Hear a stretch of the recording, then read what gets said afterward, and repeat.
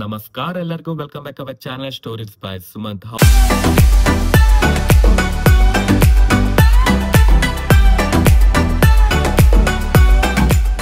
ಹೌದು, ನಾನಿವತ್ತು ನಿಮ್ಗೆ ತಿಳಿಸ್ಕೊಡ್ತಿರೋದು ಏನಪ್ಪಾ ಅಂದ್ರೆ, ನಿಮ್ಗೆ ಆಲ್ರೆಡಿ ಗೊತ್ತಾಯ್ತು ತಮ್ಲೇನಲ್ಲಿ ಏನ್ ತಿಳಿಸ್ಕೊಡ್ತೀನಿ ಅಂತ. ಹೌದು, ನಾನಿವತ್ತು ನಿಮ್ನ ಕರ್ಕೊಂಡು ಹೋಗ್ತಿರೋದು ಪ್ಲೇಸ್ ಬಂದ್ಬಿಟ್ಟು ದೊಡ್ಡ ಗದವಳ್ಳಿ ಲಕ್ಷ್ಮೀ ದೇವಿ ದೇವಸ್ಥಾನ. ಇದು ಕೇವಲ ಹಾಸನದಿಂದ 18 ಕಿಲೋಮೀಟರ್ ಇರುವಂತದ್ದು. ಸೊ ಎಲ್ಲಿ ಅಂದ್ರೆ, ನೀವು ಬೇಲೂರ್ ಕಡೆ ಹೋಗ್ಬೇಕಾದ್ರೆ ನಿಮ್ಗೆ ಈ ಪ್ಲೇಸ್ ನಿಮ್ಗೆ ಒಂದು ಬೋರ್ಡ್ ಹಾಕಿದಾರೆ, ದೊಡ್ಡ ಗದವಳ್ಳಿ ಅಂತ.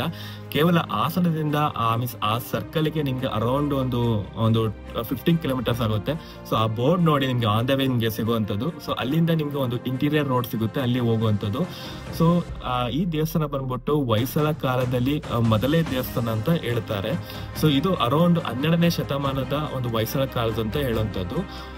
ಈ ದೇವಸ್ಥಾನ ಕಟ್ಟಿರೋದು ಯಾರಪ್ಪ ಅಂದ್ರೆ, ಒಬ್ಬ ವ್ಯಾಪಾರಿ ಕುಲ್ವಾನ್ ರಾವುತ್ ಒಬ್ಬ ವ್ಯಾಪಾರಿ, ಅವರ ವೈಫ್ ಆದ ಸಹಜ ದೇವಿಯರು ವಿಷ್ಣುವರ್ಧನ ಕಾಲ ರೂಲ್ ಅಲ್ಲಿ ಈ ದೇವಸ್ಥಾನವನ್ನು ಕಟ್ಟಿರುತ್ತಾರೆ. ಅದು ಯಾವಾಗ ಅಂದ್ರೆ 1113ನೇ ವರ್ಷದಲ್ಲಿ ಈ ದೇವಸ್ಥಾನವನ್ನು ಕಟ್ಟಿರುವಂತದ್ದು. ಸೊ ಈ ದೇವಸ್ಥಾನವನ್ನು ನೋಡಿದರೆ ಒಟ್ಟು ನಿಮ್ಗೆ 4 ಗೋಪುರಗಳು ಕಾಣುವಂಥದ್ದು. ನೀವು ಪೂರ್ವಕ್ಕೆ ಲಕ್ಷ್ಮೀ ದೇವಿ ನೋಡುವಂಥದ್ದು, ಉತ್ತರಕ್ಕೆ ಕಾಳಿ, ಹಾಗೂ ಪಶ್ಚಿಮದಲ್ಲಿ ಶಿವಲಿಂಗ, ಹಾಗೂ ದಕ್ಷಿಣದಲ್ಲಿ ವಿಷ್ಣು ನೋಡುವಂಥದ್ದು.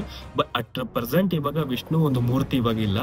ಬಟ್ ಏನಪ್ಪಾ ಅಂದ್ರೆ, ನವೆಂಬರ್ 2020ರಲ್ಲಿ ಕಾಳಿ ದೇವಿ ಮೂರ್ತಿ ಒಂದು ಸ್ವಲ್ಪ ಡ್ಯಾಮೇಜ್ ಆಗಿರುವಂತದ್ದು. ಸೊ ಆ ಸಮಯದಲ್ಲಿ ಸೆಂಟ್ರಲ್ ಗೌರ್ಮೆಂಟ್ ಅವರು ಕಂಪ್ಲೀಟ್ ಆಗಿ ಈ ದೇವಸ್ಥಾನವನ್ನು ಉಸ್ತುವಾರಿ ಮಾಡ್ಕೋತಾರೆ.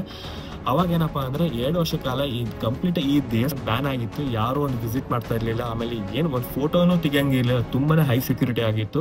ಹಾಗೂ ಈ ದೇವಸ್ಥಾನ ಸುತ್ತಮುತ್ತಲು ನೋಡ್ತಾ ಹೋದ್ರೆ ಒಂದು ಬ್ಯಾಕ್ ಸೈಡ್ ಅಲ್ಲಿ ನಿಮ್ಗೆ ಒಂದು ಸುಂದರವಾದ ಕೆರೆ ಕಾಣುವಂಥದ್ದು, ಹಾಗೂ ಪಕ್ಕದಲ್ಲಿ ಒಂದು ಸುಂದರವಾದ ಗಾರ್ಡನ್ ಕಾಣುವಂಥದ್ದು. ಸೊ ನೋಡಿ, ನೀವು ಯಾವುದೇ ದೇವಸ್ಥಾನ ನೋಡಿದ್ರೆ ಸರೌಂಡಿಂಗ್ ಅಲ್ಲಿ ಒಂದು ಲೇಕ್ ಇರುತ್ತೆ, ಇಲ್ಲ ಅಂದ್ರೆ ಒಂದು ಸುಂದರವಾದ ಗಾರ್ಡನ್ ಕಾಣುವಂಥದ್ದು. ಸೊ ಇದೇ ರೀತಿ ಕಾನ್ಸೆಪ್ಟ್ ಎಷ್ಟು ದೇವಸ್ಥಾನದಲ್ಲಿ ನೀವು ನೋಡುವಂಥದ್ದು.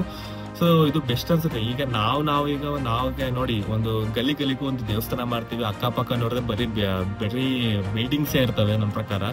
ಬಟ್ ಆಗಿನ ಕಾಲದಲ್ಲಿ ನೋಡ್ಬೋದು ನೀವು, ಪ್ರತಿಯೊಂದು ದೇವಸ್ಥಾನದಲ್ಲಿ ಸುತ್ತಮುತ್ತಲು ನೀವು ಒಂದು ಸುಂದರವಾದ ಒಂದು ವಾತಾವರಣ ನೀವು ನೋಡುವಂಥದ್ದು. ತುಂಬಾನೇ ಅದ್ಭುತವಾಗಿ ಒಂದು ಕಾನ್ಸೆಪ್ಟ್ ಮಾಡಿರುವಂಥದ್ದು.